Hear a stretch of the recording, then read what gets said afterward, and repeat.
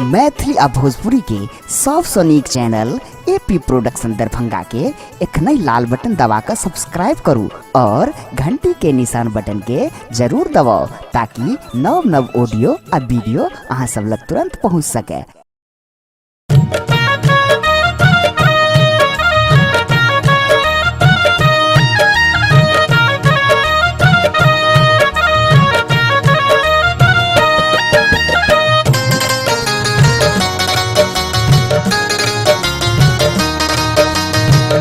अपने सब सुन रहा छी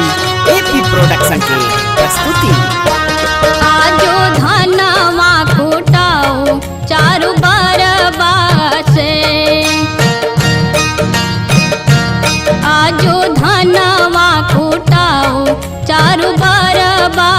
से, चारु बरबा से हो चारु बरबा से,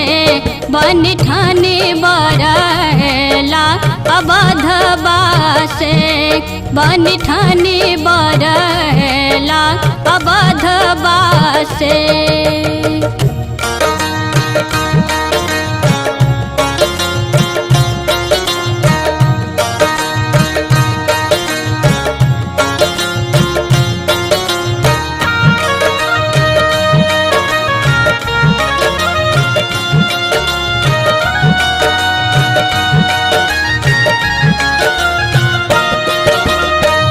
जे रघुकुल के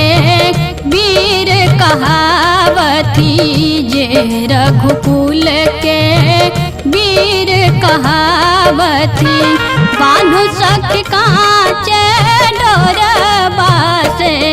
आज धनवा कुटाओ चारु बरबा से, आज धनवा कुटाओ चारु बरबा से।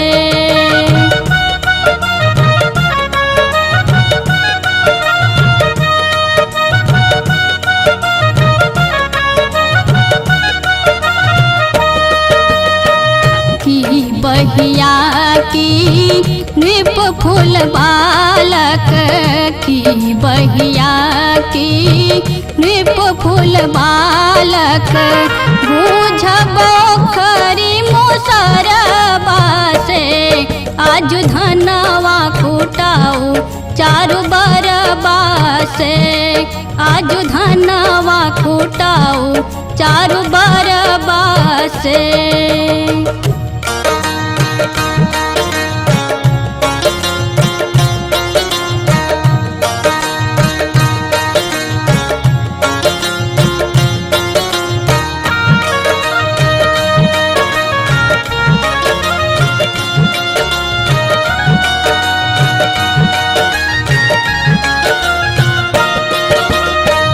घूमी घूमी कूटथिन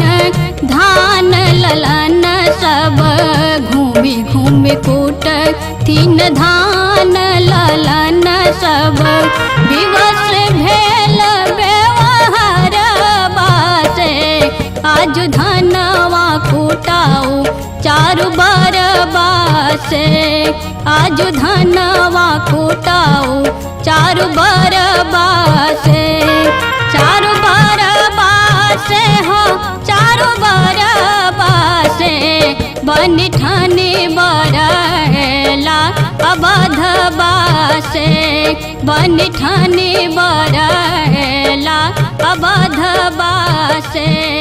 बन ठाने